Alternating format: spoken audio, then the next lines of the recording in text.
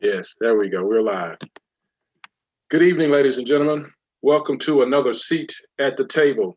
I'm your host, Tigner Rand, and I have two special guests who's joining me today. First off, we have Dr. Cynthia Warwick. She is the seventh president of Stillman College, which is a liberal arts college, a HBCU college in West Tuscaloosa, Alabama. Prior to taking the helm at Stillman College, she served as interim president of several other historically Black colleges, South Carolina State University, as well as Grambling State University. And prior to that, she served as a senior fellow at the Thurgood Marshall Fund and also president of the Society for Diversity in Biomedical Sciences, both based in Houston, Texas. In recognition of Women's History Month, Dr. Cynthia Warwick exemplifies a strong woman in leadership. She is truly a sister with superpowers. Also joining me is the head coach of the Stillman Tigers, Coach John Teasley. This is his first season as the head coach, but he's also overall has had 4 years as a coach with the team, with over 21 years experience coaching throughout various positions throughout the state of Alabama.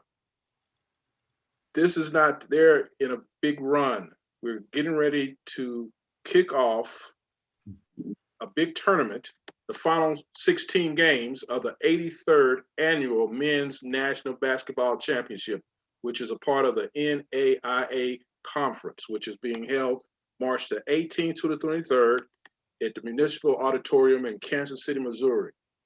Welcome, Dr. Warwick and Coach Teasley. How are you both doing today? Great. Oh, uh-oh. I think he's frozen up. Frozen a little, yeah. So he'll come back. He'll come, there he is. How you doing, Coach? What happened, y'all? I'm good. Well, Can you hear me? That's typically a signal that I'm sure everyone at the hotel is trying to get on the internet at the same time you are right now. Can you hear me now? A little bit, yes. Barely, yeah. Mm-hmm. Is that better? That's Yes. better right there. Yeah. All right. How you doing this evening, Coach? I'm good, sir. I'm very good. Thank you. That's outstanding. So I know both of you all are very excited about this tournament that's transpiring and all the great success that the team has done this year. Correct me if I'm wrong. You guys had a stellar season with 17-3, with That's 7 correct. wins and 1 loss at home, and 7 away and 3 that in a neutral zone. Is that right? That's correct. Yes, sir. That's outstanding. So I'm gonna start with you, Coach. All right. It had to be leadership. I'd have to say plays a big integral part of you being able to get this team this year to the championship, as well as the prior years that they made it at least to certain levels. So tell me a little bit about your coaching and leadership skills with the men. Well, we just love on them, and one of the things that we never ask them to do anything that we wouldn't do, and we just try to be a part of their life. I learned that from the last coach I worked with, just being. Oh no. And basically just them know that we have them and that's how we're being so successful when it comes to leadership. You know, we lead by example. That's one of the things that and I try to get our assistant coaches to understand is that everyone you can lead one or two ways. You can lead in the right direction or the wrong direction. And we always try to lead our guys in what we think is the right direction, and it's always paid off for us. Outstanding. Dr. Warwick, now you are at the helm of the college of Stillman College in Tuscaloosa. So that is a daunting task. You have you're over a lot of people. So tell me a little bit about your leadership skills and how do you vision, moving the school forward, in all aspects, be it sports, education, academics, everything? Well, I think it's all about a team. I have a great team and we collaborate. And one thing I tell them all the time is to over communicate and over collaborate, because it really is all about communication, keeping everybody on the same page, and then working together as a team, everybody trying to meet our objectives to be the best we can be. Outstanding. So let's talk about how is the teamwork how much do you interact with Coach Teasley, Dr. Warwick?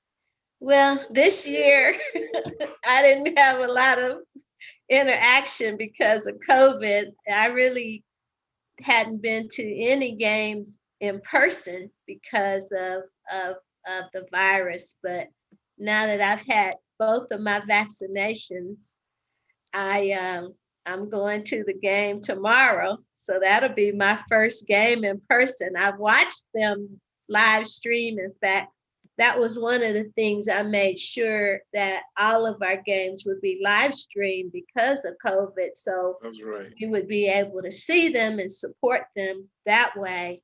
And then we also got the fans in the seats for our homecoming games. And I think I was hoping that's going to show them that we're really out there pulling for them. Mm-hmm. Outstanding. You just mentioned COVID. So I know last year had to be a very trying time for both the school as well as the athletic program. So how did both of you all deal with that, especially when it hit this time last year, which would have been the finals last year, but then graduation, and then you started a whole new academic year? What are some of the precautions from the academic side, Dr. Warwick, that you were able to do to adhere that the students were safe, and likewise for the team, Coach? Yeah. Well, yeah, it hit this time last year during spring break, and we extended spring break a week to give the faculty a chance to be able to get their courses converted to fully online. We had already had the dorms converted to single rooms, so that wasn't an issue. But we had to really get everybody online fully, and we were already halfway there because we teach our summer school fully online anyway. Okay. So that just, those faculty who normally don't teach online were the ones who kind of had to pivot. And then we had a lot of students that didn't have the technology. They were trying to access their classes using their phones. So we had to order technology to get all the students Chromebooks and laptops so they could finish out the semester. So we were pretty flexible. We delayed graduation to September and really encouraged all of our seniors to go to summer school so they could finish and participate in the ceremony in September. And, I think I put together a public health task force. And I think there was a lot of fear, especially about basketball in the athletic program. And I kind of had to lay my, be the strong hand and said, oh no, we're playing basketball. And I said, they wanted to cancel the junior JV team. I said, no, they got to play too. These young student athletes, they come to school for the academics, but they also want to play the sport. And they had given up so much this year because of COVID. We couldn't take the game away from them. So I said, no, we're going to play. And then our conference decided that we would delay the start of our conference to January. So we started our conference started January 8th. And, and we've been rolling ever since. our student athletes, when they came back Christmas, we had them all tested December 27th. They came back to campus December 26th. We had them all tested. Everybody was negative, which was amazing, depending, because they were out for Christmas at home. And, since Thanksgiving, they had been out since Thanksgiving. So we were like, wow, nobody tested positive. And ever since then, none of the student athletes have come back positive, and we test them every week. So we were real pleased with how they took to the discipline to really not do things that would cause them to get exposed to the virus, and so they could have this record-breaking season. Outstanding, Coach. Yeah, no, everything she said is right on the money. I mean, I worked all summer to try to figure out how we could keep them safe when they came back to school, and because we were going to start in the fall like normal, and we did precautions in the weight room, make sure we had sanitizers and things to wash your hands with, and wipe down weight benches every morning. We work out every morning, and we did all those kind of precautions. We made them groups of 6. So we had 18 at the time, walk-ons included. And we put them in different groups. So we would work them in different groups. So we wouldn't put everybody together. And we had short sessions when everybody did come together. But our main focus was just to let them understand what COVID was, how it spread, and how we can protect ourselves from it, and without us being able to have to shut down the hard work that we put in to be able to play. And like Dr. Young people have lost so much since the COVID hit, and they've been, it's hard to take away something that we could probably put together and make it happen for them. And Stillman did a good job when, we didn't, like you said, we didn't pick up a basketball till the 27th of December. So I think it really got us an opportunity to get really good at what we needed to do to help these young people stay healthy. And me, I got a family back at home. We've sacrificed all the people at Stillman sacrificed to make sure that we get this done, because the NCAA done a research. I forget where I saw it at, but talked about the mental aspect of how it affects young people not being able to socialize and things like that. And they were really dealing with depression and things that young people don't have to deal with. And just being able to help those young people through that, I've always taught being a blessing is a blessing. And when you really can be able to help somebody, it really helped me in the process of I grew more as a person, being able to help these young people get through this. And they helped me get through it by me helping them. And it's really been tough. I mean, and for all the things they sacrificed, the time out of the weight room, no off-season workouts, and to be successful on top of that, it just what kind of group we got. And no matter what happens tomorrow, this group has accomplished more just by doing that. I'll never forget this group as long as I coach, because since like you said, I've been coaching for over 20 years, and this group is really, really special just because they did these things. And the family, like she said, Stillman family, we took care of what we had to do, and sometimes we had to sacrifice. Sometimes we didn't understand what was going on, but with all of us working together, we figured it out. And that's why we're sitting here today playing in the NAIA. Like you said, this time last year, there was no play. And a year later, we've come so far, and now we're playing. So I'm excited. That's awesome. So you mean to tell me that really since Thanksgiving, which is typically the time you start doing some training, that the team did no physical workout or any training until January, December 27th? We had them broke out, and we started, we shut it down in October of October, because we didn't want anything to happen.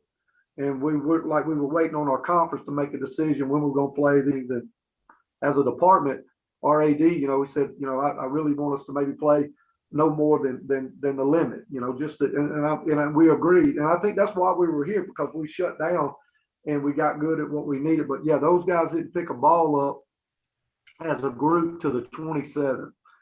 Wow. And we played on the 5th of January. So we only really had just about 8 or 9 days to prepare for a college basketball game.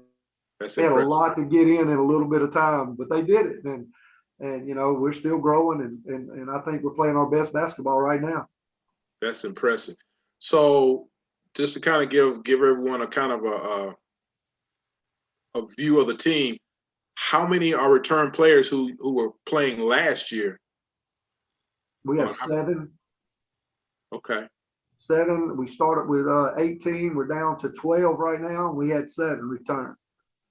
So wow. Yeah. So and everybody, the cool thing is everybody gets to come back another year if they decide to.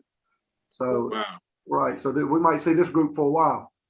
So based upon the situation of being with COVID, lack of practice, but you said that you saw the team do a lot of great things in a short period of time. Do you think it made them closer than any other team prior to COVID? Yeah, there's no doubt, because the discipline to stay, like they all house together. Like when they have these pods, each one of them's got, but they kind of live together. But we knew that we were if we were gonna stay healthy, we couldn't do the things that we normally did out and about eating, doing these things. So they really sacrificed just to be able to play. And knock on wood, we haven't had any positive tests since we've come back. And that's those guys, is the discipline that for them not to. And it's so hard as a young person. I mean, it's harder now than it was when I was a young person. I'm still young, but I ain't as young as they are. But there's so much temptation out there. But these guys understand what we're trying to do, and that's what makes them so special. Wow. So they're definitely closer together. That's wonderful. So you're part of the NAIA conference. Yeah. It's about how many schools that participate that's part of the NAIA? About 250 schools? I think so now. What it was, they had us broke up in 2 divisions, and now we're both just one big division. So I think it's around 250. I don't know the exact number though. I understand. But it changes. Yeah, I mean, you have new members coming in all the time. And that'll be equivalent to what? Division 2? Yes, sir. Okay. In comparison to the NCAA, what are there any differences of the conferences, or are they about the same? Or for me, I've coached in NCAA Division II and the NAIA. It's really it's a lot of more private school in and I think is NCAA. I'm for definite competition level. We got some of the best, players. I've been around in the NAIA. Like the level equal to the NCAA Division II.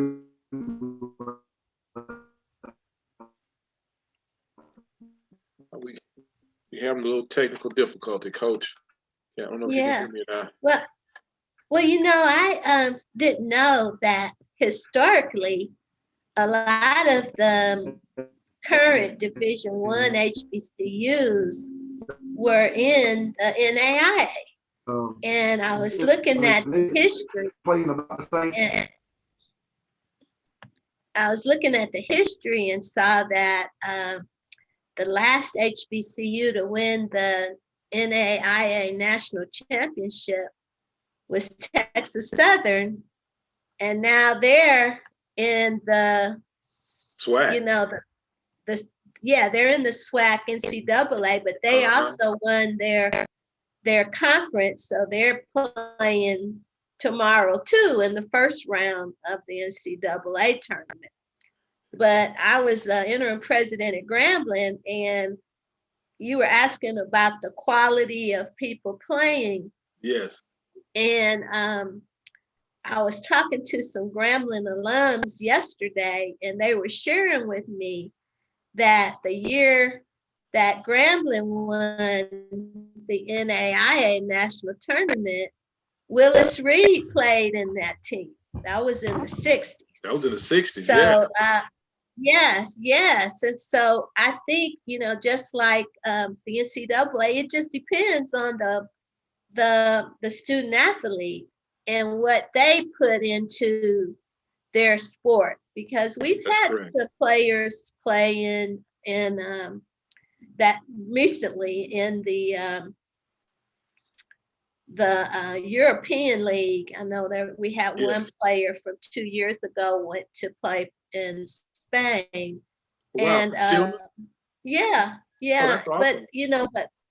But most of a lot of our students, and I'm really proud of them, because they're going on to grad school. And some of them have become coaches, some of them are teachers, some of them are business people. So I think it just depends on what the student wants to do. It's so difficult today, and I think young people know you're not going to get into the NBA very easily, not even from the NCAA. It's not an easy thing to do. And so they're looking at, this is a time in their life where they're growing up, and they've got stories to tell their kids and grandkids about when they play basketball in college. Right. And it's the same story that if you're in the NCAA or NAIA. I played basketball in college. We went to the championship. Here's my ring, here's my trophy. It's the same thing. And so, and I think after that, you decide what are you going to do with your life? And that's where the academics come into play. We give them what they need for the next level. They're going to graduate. Our student athletes graduate, and then they go on to work, or they go on to grad school and do what they want to do. That's right. You have to still give some accolades to both the faculty staff, the college from academia, as well as the coaches, because like Coach said earlier, young people today have more options. They have a lot of things that could tempt them, be it good or bad. You have social media. You have all the different things that we didn't have when we were in college. So I have to say, based upon the story you just gave, examples you just gave, is that a lot of it is attributed to what you all are teaching and instilling in the classrooms and out on the court, on the football fields, that, hey, this is sports, we can do this, but then there are other things you need to accomplish after graduation. Yeah. I mean, people ask me all the time. They ask me all the time, like, what kind of team you're going to have, and I said, I'll let you know in 20 years. So when they're out there, what if we did a good job or not? When they become husbands or fathers or employees or people in the community. So really, I feel good about the job that we're doing, because like she said, there's so many athletes that come through our program that are coaches or teachers or in the business. I mean, we got, people working in administration and other colleges. It's great to be a part of. It is. Now, Dr. Warwick, you touched on it a little bit. I see you did a little research there for HBCUs that quite a few HBCUs have won the NAIA basketball championship over the years. Mm-hmm. I think looking at the record here, Tennessee State has won it probably the most out of most HBCU colleges. 1953, 54, and 55. That's a three-peat. Not too many schools that can do that. Right. Grambling, 61, Prairie View A&M in 62, Central State in 68, Kentucky State in 1970. Well, Kentucky State did it 3 years straight, 70, 71, and 72, and Coppin State in 76. So Stillman, it could potentially make history also. We hope so. How close? How do you feel about the team, Coach? You think that they can pull this off? I think this team can accomplish anything right now. They're playing some great basketball. But at this level right now, like we all understand that everybody is good, and we have to do a good job on our own to make sure we of our jobs so we can be successful and being in this arena like when they walked in this morning, they understand that the magnitude of the game, and I think this team's mature enough to grasp it and do what it needs to do. So I feel good about it. I always do. Like I told them when we got on the bus, I said, you know, every time I get on this bus, I always got a good feeling. I ain't never had a bad feeling with this group when I get on the bus to travel to play. So, you know, when they run out, they're going to run out to win. They're not going to run out for no other reason. I promise you. That's awesome. Who will you be facing tomorrow? We are playing St. Francis, University of St. Francis from Indiana. Okay. They're a very good basketball team. They played 33 games. So They played a lot of basketball this year. That's a lot. And this bracket that you're playing starting tomorrow, this is what the final 16? Yeah, the final 16 for the NAIA, yeah. So we're in round 3. So that means the finals will be played by when? Over the weekend, or? We'll play our game. Then, you know, winners of this round will have a day off. Then they'll play again Saturday. Okay. And then that's the Elite 8 or the Final 8. And then on Monday, they'll have another day off on Sunday. They'll play Monday, the Final 4, and the championship on. Okay. So it'll all be over by Tuesday. So this time next week, we'll know who's holding it, who reigns as a champion. Yes, sir. That's outstanding. Who are some of the players we need to watch out for on your team? Who are some of your standout players? Well, we do have a couple guys that are standing out right now, but really this whole team is very special. Everybody does a lot of stuff to help us win. But right now we got our leading scorer is Trey Petty. He's averaging 18 points a game. Our point guard, Devin Merriweather, he's averaging 16 points a game. I think he's ranked 13th in the country in assists. We got one of the best shooters in college basketball right now with Ladarius Carter. He's almost 50% shooting the basketball. Wow. And he's really going to come up big for us. He had a great conference tournament too. He had probably one of the best conference tournaments I've ever seen a player have. He hit 7 threes his first game. And I think he hit like 15 for the whole tournament. So he really had a good tournament, and we're hoping that keeps going, you know. But you know, there's so many players on this team, like Virgil Fields. He does so many things for you to help those have the success they're having, and it's really a special group. Wow, that's awesome. How's the defense? Defense wins games. How are they on the boards? Defense just as balanced as the offense? The defense is what like we give them. We call it structured freedom is what we call it. We give you a little bit of structure and a whole lot of freedom on offense, but you better give us everything that we ask you to do on defense. I like that. If you do that for us, we let you play offense, and they kind of love that, you know. So, but yeah, we're pretty good on you know. I think we're averaging like 39 rebounds a game. Wow. But this group can guard. That's what we hold. That's what we hang our hat on is being able to guard.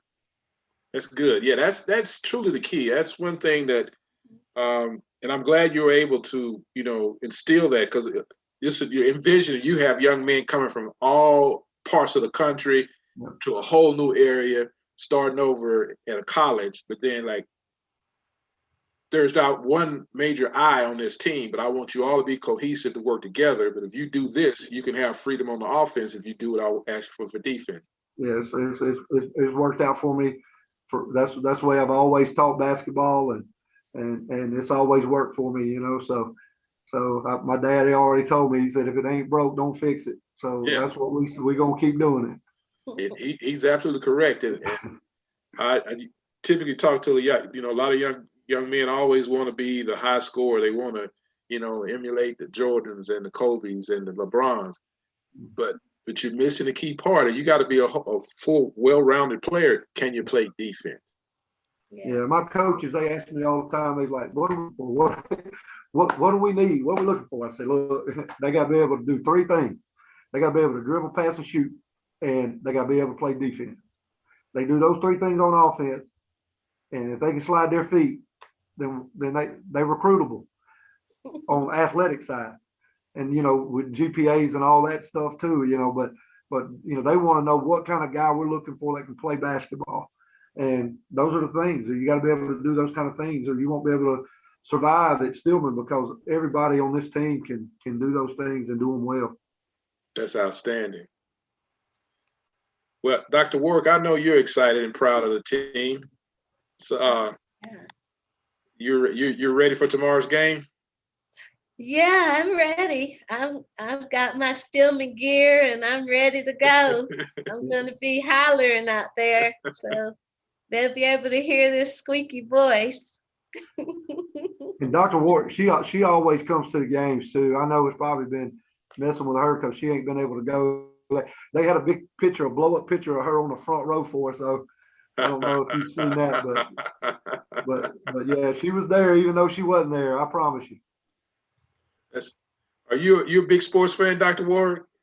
Oh yeah, I love basketball. So I love football too. I'm a Texan, so we grew up. All right, yeah. With everything. I'm a Texan also. So. Yeah, Texas is nothing but football country. Yeah, so I was in the band, so of course I knew football. And then, my neighbor who I grew up with, I'm the oldest, so I'm kind of a tomboy. And my neighbor across the street was a guy named Willie Hodge. And Willie was the center of our high school basketball team. And we won the state championship that year. And then he was recruited to Duke. So when I went to Howard, that's when I started watching the ACC, because Willie was playing at Duke. Oh, wow. And then my other homeboy was Julius Whittier. He just passed. And he was the first African-American to play football at University of Texas. So I was watching UT on TV, and then I was watching Willie on in ACC. And so that's, so it's very personal for me. It makes a difference when you know the players. Exactly. And then, when you know them, then you learn the game. So I'm a real big fan. Yeah, that's awesome. Which high school in Texas? Sam Houston High School in San Antonio. San Antonio. Okay. Yeah. In fact, I think they just won something this past year. So we were the Cherokees. They had to change that. Now they're the Hurricanes. So I'm trying to recruit some Hurricanes and some other folk How about the Stillman? To come to Stillman, because I think it's a great environment, especially for student athletes and young people, really, because you get to have, I think, different than one of your majority athletic programs. Yes. You don't really get the student college life in those programs. You are an athlete, and I really do think they ought to pay them, but because that's all they do, and that's, they go to school, but everything else is that sport. They're there to play that sport. But at Stillman and other small colleges like ours, and HBCUs, you also have that the student experience, the HBCU experience. So you're not going to miss out on the parties and the Greek life and the other stuff. You get to participate in all of that. And so I think it just makes you a more well-rounded student, and that's why they call it student athlete. You're a student first. That's correct. And the athletics, that's the extracurricular. So that means in addition to your schoolwork, you can play. So I think it's a great environment for young people. And we have great people like Coach Teasley, because they care about the kids. We focus on the student, and that's what I tell, my folks all the time. Well, let's do what's in the best interest of our students, and then we'll do what's in the best interest for the college. So it's all about the kids. Yeah, I totally agree with that. Stillman College has a very beautiful campus. Approximately how many, on average, what's the student body count? Yeah. Well, right now we're right under 800 students. We were really tracking to get 1,000 in the fall before COVID. So that kind of cut into our plans, but I think we'll get them back this fall, especially with the winning basketball team. And we've got some other great academic programs. We've got I think our baseball team is winning now. Our softball team has been winning. So, and we're bringing volleyball back in a year. So I'm really excited about all of our sports and student athletes, but we have an awesome choir and an awesome band. So, it's a very well-rounded program. So we've got it all. It's just on a smaller scale. So you can really make friends for life. That's outstanding. It's very good to hear. What I hear from both of you, it gives you a very welcoming feeling that the students, that you all are both approachable to all students, and not just the coaching staff and administration from the presidents, from your staff on down, but faculty too. That's the impression that I get, that the students are able to come and have the one-off conversations if needed with whomever they need to throughout the college campus. Yeah. Yeah, and if they don't, they send me a text or email, and then I make sure they do. That's right. Okay, so they have direct access to you. I like that. They're the customer. Yeah, I like that. You're absolutely correct. A lot of times, even within corporations, people forget that your customers. Sometimes you have internal customers and external customers. Mm-hmm. And in this case, this is a school, so your customer, even though they're students, they're still customers. Yeah. Well, their tuition and fees write my check, so I'm accountable to making sure they get the best that they can get at Stillman College. That's what they come there to get, a good education, and that's what they should get. I like that. That is the right. I really like that approach and the logic theory behind that, because that's exactly what it is. I mean, yeah. Anything?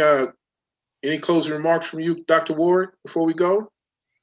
Well, I just want to wish our Tigers a great game tomorrow. I'm excited that they made it this far, and it's supposed to snow in Kansas City tomorrow, so it's a little chilly up here, but I'm really excited for them, and especially for this year of COVID, to be able to overcome everything, have such a short season, and still be great enough to get to the round of 16. So that's really an accomplishment, and the only HBCU left in the NAIA tournament. Oh, that's one. Before you make your comment, Coach, the team is doing something special tomorrow. They're doing some HBCU pride. What is the plan for the team in the game? They have these patches on their back of their jersey, the Black Lives Matter patches.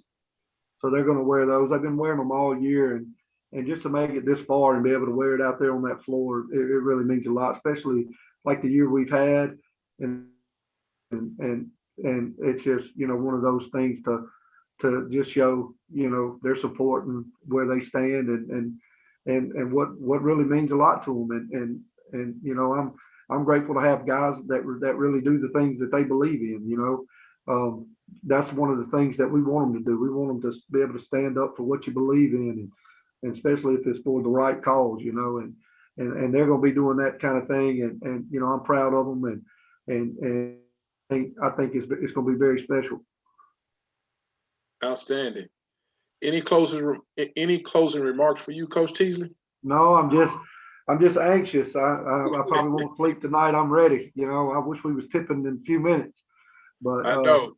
you know, I'm just very proud of this group and everything that they accomplished, and really just proud to be a part of, you know, Stillman College. It's a great place. You know, Dr. Warwick, I said this a long time ago. She's going to go down in history as the greatest president ever in my book, because she gave me my shot. You know, I was one of those guys that, you know, worked so hard to get to where you are, and when you finally get your shot, and you know, so she's number one in my book. So, but That's you know, all right. That's all right. Just to be able to work for her in the school and just represent Stillman, we're gonna do everything we can to represent Stillman College and everybody that supports us in a positive light, and we're gonna do our best.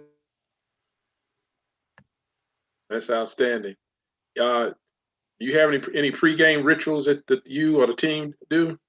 No, but we do have the wolf. All right, they're gonna be doing a little story. My little boy made this for the team. He couldn't come to the games, and so when he gave me this, he said, "Daddy," he said, "I can't come to the game, but this is me right beside you at the game." I said, "What was he?" He said, "This is for the team to win," and the team found out about it, so they make sure I bring it everywhere we go. And so the wolf, and everybody thinks it's superstition or whatever, but really is the wolf really represents all the people out there that support us. There's so many people out there that support Stillman, that support this team, and you know, we're not just playing. You know, it's bigger than basketball, and you know, we love basketball and all, but really we're playing for all those people out there that really care about us, that really want us to be successful and really support us. So when we play every night, we know it's not just about us, and that's been our motto all year. You know, self, and it's not about us. And so that's what that really means to those guys. That's why it's so special to them. And for my little to understand what's us year, that's their